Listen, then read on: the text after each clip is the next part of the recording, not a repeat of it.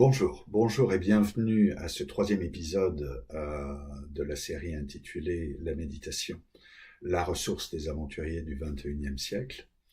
Euh, Pourquoi les aventuriers du XXIe siècle?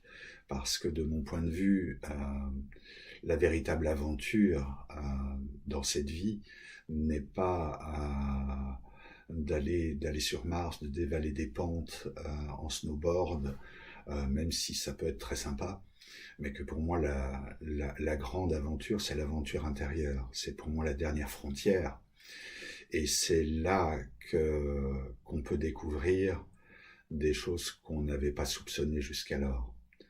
Aller à la rencontre du miracle de la vie, accepter de rentrer dans la matière, de rentrer dans son corps jusqu'à un niveau quantique, d'aller à des endroits où il se passe des choses tout à fait extraordinaires.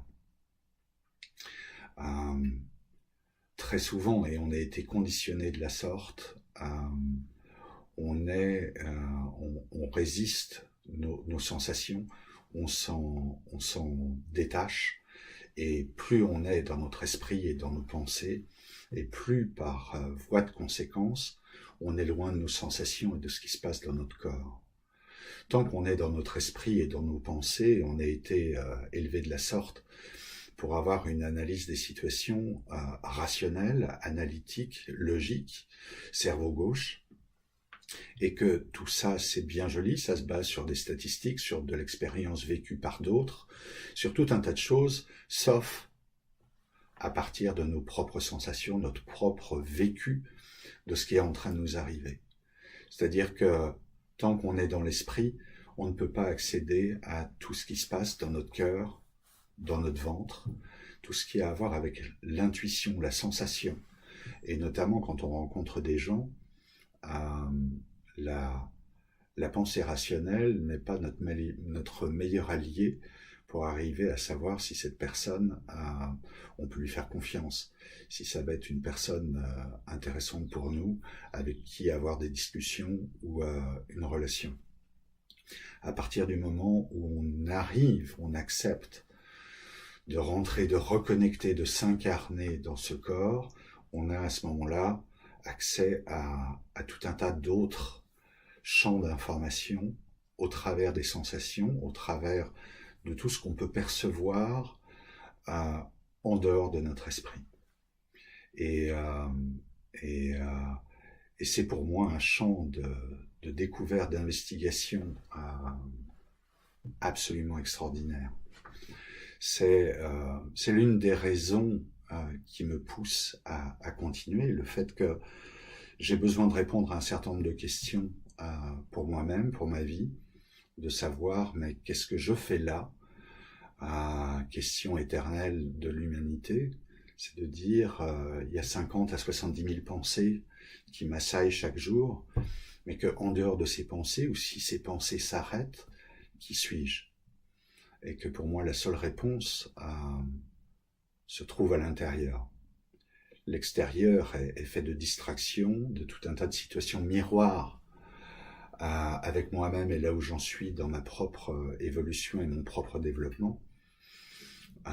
Et donc la vie intérieure est, à mon sens, le meilleur moyen d'aller à la rencontre de soi-même. Et ça passe vraiment par le corps, la chair, s'incarner dans ce corps et aller écouter ce qui s'y passe. J'ai démarré la méditation il y a 30 ans, j'avais donc 25 ans. Et à l'époque, c'était pas du tout quelque chose à la mode.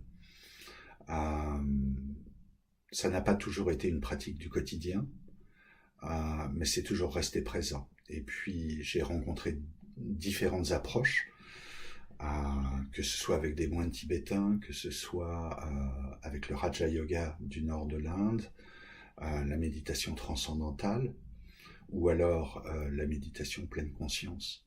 Et que c'est avec toutes ces pratiques que j'ai réussi à affiner mon approche de la méditation, quelque chose qui me corresponde vraiment et que je puisse pratiquer avec plaisir au quotidien.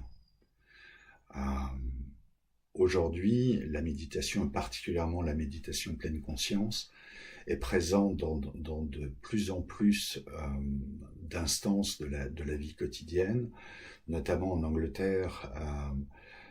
C'est de plus en plus présent à l'école primaire, c'est présent dans la police, c'est présent en prison, dans les services de santé, et on mesure aujourd'hui quels sont les bienfaits de la méditation sur la capacité de concentration, sur le fait d'être en contact avec le meilleur de soi-même. Je me dis souvent le matin, comment puis-je être la meilleure version possible de moi-même? C'est vraiment cette chose-là qui est importante. On trouve aussi la méditation pleine conscience de plus en plus dans l'entreprise, là où j'interviens, en formant des groupes à l'approche pleine conscience. Il y a vraiment un mouvement de fond pour moi, et ce n'est pas une mode, c'est simplement une réponse aux contraintes de la vie d'aujourd'hui, aux besoins qui sont très différents, d'arriver à s'enraciner, à se stabiliser, à trouver un équilibre. Pour moi, la méditation, c'est une sorte de, comment on appelle ça, une boussole pour pas perdre le nord. C'est-à-dire qu'à partir du moment où je reviens à l'intérieur de moi, je sais où j'en suis. Et que lorsqu'une situation surgit, le meilleur moyen pour moi, c'est d'abord de reprendre contact avec qui je suis dans l'instant qui passe. Alors, j'ai envie de vous inviter pour ce 3e épisode à faire une autre petite expérience. Et cette fois-ci, d'aller vers l'intérieur, dans l'approche pleine conscience, on centre l'attention sur la vie, sur ce qui se passe à l'intérieur. La respiration est une ressource de tous les instants, pour la bonne raison que c'est un processus perpétuel, en tout cas jusqu'à notre dernier souffle. Donc, ce que je vous invite à faire, c'est si vous pouvez fermer les yeux, fermez-les, sinon gardez-les ouverts. La bonne chose en fermant les yeux, c'est qu'on limite les distractions de l'extérieur. Attendez-vous au cours de cette expérimentation à avoir évidemment des pensées qui vous assaillent, peut-être simplement à propos de mais qu'est-ce qui nous fait faire, ou plein d'autres choses sur ce qui se passe dehors, ce que fait votre compagnon ou votre compagne, ou plein d'autres choses. Dans ce cas-là, simplement quand vous prenez conscience que vous êtes en train de penser, lâchez et revenez simplement à une attention aussi complète que possible à votre respiration. L'idée, c'est de simplement mettre votre attention comme un spectateur bienveillant, c'est-à-dire qu'il ne s'agit pas de modifier votre respiration en l'observant, simplement laisser faire ce qui se fait très bien tout seul, en étant juste le spectateur de ce processus. Et de juste observer aussi finement que possible ce qui se passe. Il y a l'inspiration, puis il y a l'expiration, puis il y a l'inspiration à nouveau, et puis il y a les temps entre les deux. C'est-à-dire quand vous n'êtes ni en train d'inspirer, ni en train d'expirer. Et je vous invite à aller visiter ces tout petits espaces de temps entre l'inspire et l'expire, qui aussi recèlent des trésors. Voilà, je vais vous laisser faire l'expérimentation tout seul, en essayant de ne pas trop parler pour pas vous distraire. Et je vous accompagne simplement pour les premières secondes, et puis ensuite, je vous laisse faire tout seul.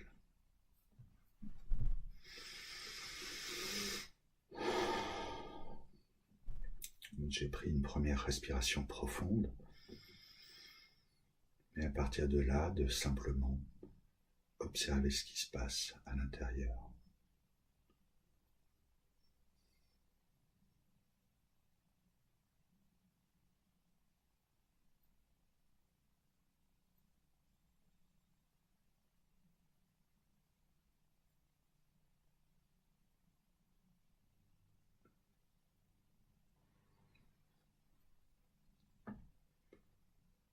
respiration se fait toute seule. Et vous êtes juste là, comme observateur bienveillant.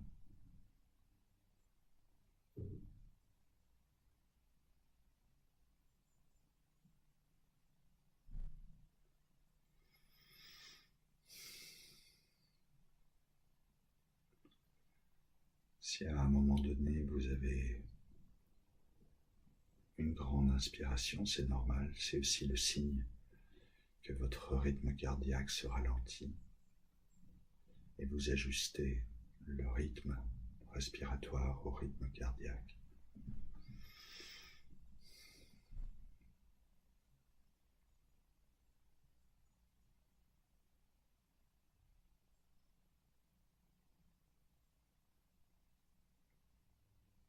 Si des pensées surgissent, laissez-les aller et remettez votre concentration sur la respiration.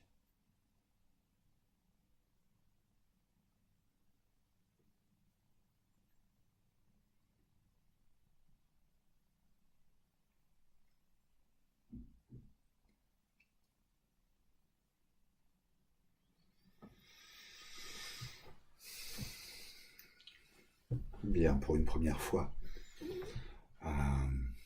je pense que c'est déjà bien. Vous pouvez tout à fait